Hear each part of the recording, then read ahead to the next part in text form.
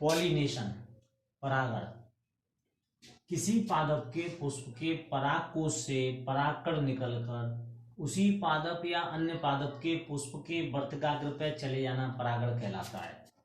जैसे यहां हमने एक पादप लिया, इस पादप में यहां से परागकोश से ये परागकण अगर इसी पादप पर अन्य किसी शाखा पर और कोई पुष्प है, एक ही पादप भी हो सकता है।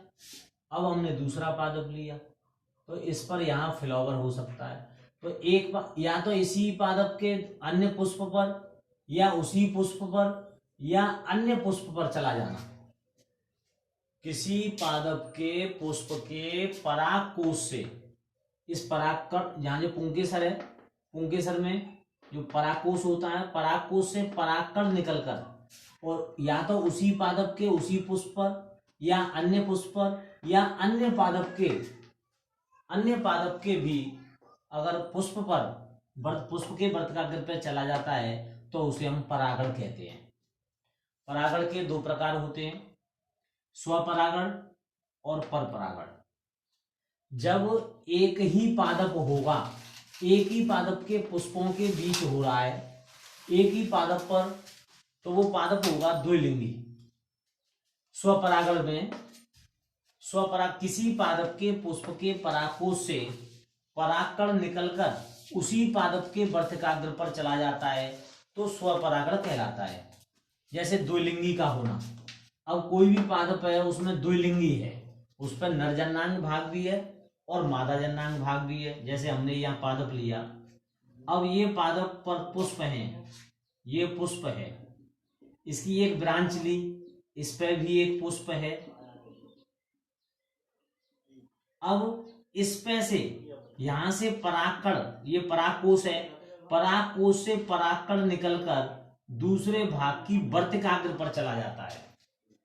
इस पादप के परागकोश से परागकण निकलकर और दूसरे पुष्प की वर्तिकाग्र पर, मादा जन्नांग भाग होता है वर्तिकाग्र, उस पर चला जाता है तो उसको हम कहते हैं, जब एक ही पादप के पुष्पों के बीच हो रहा है, या तो उसी पुष्प में हो, एक ही पुष्प पर नरजन्नांग भाग भी होते हैं और यहां से परागकण निकले और इसी की वर्तिकाग्र पर चला जाए, तो एक ही पुष्प में हो गया।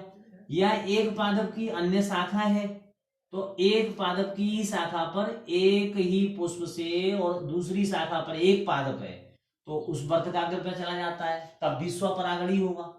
या तो उसी पादप के उसी पुष्प की में हो या दूसरे पुष्प की वर्तिकाग्र पर परागकण का चला जाना स्वपरागण कहलाता है।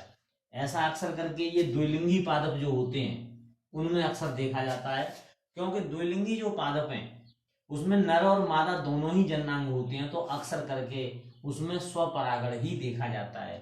स्वपरागण को हम इसी प्रकार से समझा सकते हैं कि पादप एक है, एक पादप पर नर और मादा जन्नांग है और पुष्प भी हमारा द्विलिंगी है, उभयलिंगी है, क्योंकि इसी में नर जन्नांग है और इसी में मादा जन्नांग है। नर जन्नांग होता है पुंकेसर, पुंकेसर को जैसे मान लिया ये है, इसको हम चार भागों में ये काटेंगे, इसमें अंदर परागकण पड़े हैं और ये जो परागकण पड़े हैं ये परागकण इसमें से निकलेंगे और दूसरे भाग की वर्तिकाग्र है।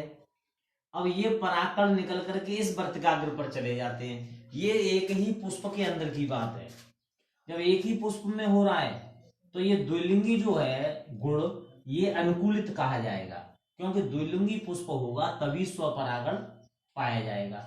समकाल पक्वता, सम माने समान, काल माने समय और पक्वता नर और मादा का, जैसे एक ये मेल है पुंकेसर की बात करें और दूसरा ये फीमेल है ये मादा भाग की वर्तिकाग्र की बात करें, तो एक पुंकेसर और वर्तिकाग्र दोनों का एक साथ परिपक्व होना समकाल पक्वता कहलाता है।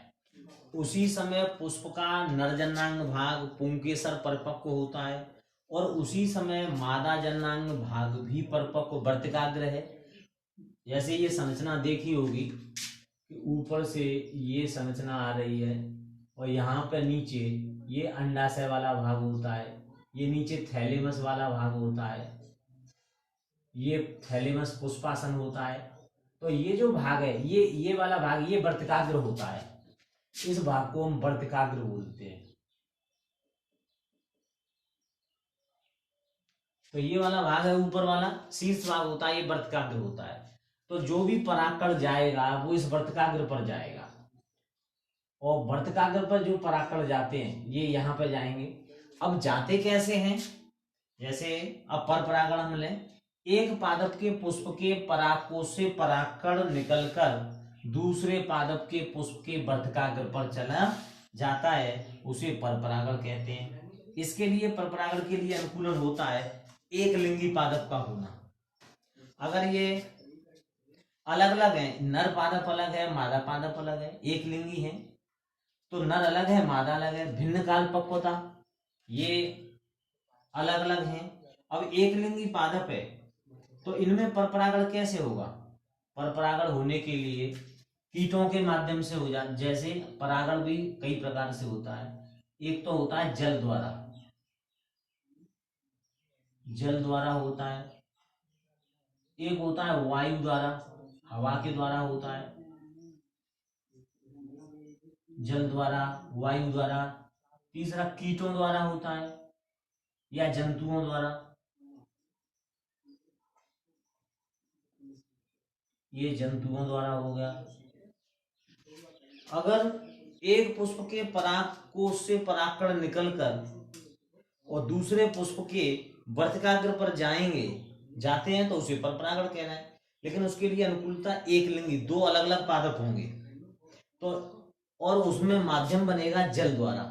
जैसे मान लो पादप ये जल में पाए जा रहे हैं, तो जल में परागकोश पुंकेसर परिपक्व हुआ, परागकोश फटा, परागकोश फटने से परागकण जमीन पे गिरे, जल में गिरे, और परागकण जल में तैरते हुए जा रहे हैं।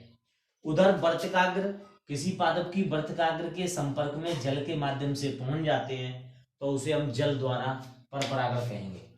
वायु द्वारा, जैसे हवा के माध्यम में जब परागकण परिपक्व हो जाते हैं तो हवा में उड़ने लगते हैं, और हवा में उड़ते उड़ते किसी पुष्प की जाके वर्तिकाग्र पर गिर जाते हैं, और वर्तिकाग्र पर गिर करके उस वर्तिकाग्र पर चिपचिपा कोई पदार्थ होता है जिसमें चिपक जाते हैं और उसमें अंकुरण करना शुरू कर देते हैं, तो वो वायु द्वारा परपरागण कहलाता है। जंतुओं द्वारा, जानवर होते हैं, कीट हैं, पतंगे हैं, तितली हैं, घोंघा हैं, या कोई भी, तो उन जैसे मनुष्य भी कभी कभी कोई हाथ में पकड़े हुए है, डंडा है, लकड़ी है या हैंसिया है, किसी माध्यम से अगर हमने ऐसे करके हिला देते हैं तो उसका परागकोश फट जाता है और परागकण निकल करके किसी पुष्प की वर्तिकाग्र पर चला जाता है, तो वो जंतुओं द्वारा कहलाता है। जैसे तितली हैं, तितली उड़ती हैं, उससे परागकण उसके पैरों से चिपक जाते हैं और दूसरे पुष्प पर बैठते हैं तो उसकी वर्तिकाग्र पर वो परागकण गिर जाते हैं पैरों से, और वो जो है तितली द्वारा कहलाएगा, घोंघों द्वारा कहलाएगा। जंतुओं द्वारा, मान लो चमगादड़ ले ले, चमगादड़ उस पुष्प पर बैठी, उससे उस पर गई। मधुमक्खी ले ले, मधुमक्खी उस पुष्प पर बैठती है, फिर उस दूसरे पुष्प पर बैठती है। तो ये जो एक से दूसरे पर पुष्प पे जाना, तो ये परागण की जो परपरागण की विधियां हैं वो जल द्वारा भी, वायु द्वारा, जंतुओं द्वारा, किसी भी प्रकार से हम समझा सकते हैं। तो परागण को हमने दो भागों में बांटा, स्वपरागण और परपरागण। स्वपरागण में हमने द्विलिंगता का अनुकूलन लिया कि द्विलिंगी पुष्प होगा तो उसमें स्वपरागण की संभावना ज्यादा रहती है।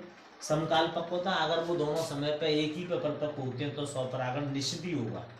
परपरागण की जो बात है उसमें एक लिंगी पुष्प, अलग अलग दो पादप होते हैं तो वहां परपरागण ही होगा। भिन्न काल पक्वता, अगर भले ही पादप एक, वैसे तो अलग अलग पादप हैं, उनके परिपक्व होने का समय अगर अलग अलग है तो उसका कारण भी परिपक्वता, परपरागण ही होगा। और इसके ये विधियां हैं, जल द्वारा है, वायु द्वारा है, जंतुओं द्वारा है। जंतुओं को भी बांट दिया हमने, तितली द्वारा है, मधुमक्खियों द्वारा है, चमगादड़ द्वारा है। इस प्रकार से हम इसको समझा सकते हैं। तो इसकी परिभाषा, इसके प्रकार और इसके अनुकूलन और इसकी विधियां याद होनी चाहिए और इन्हें नोट करके याद करें।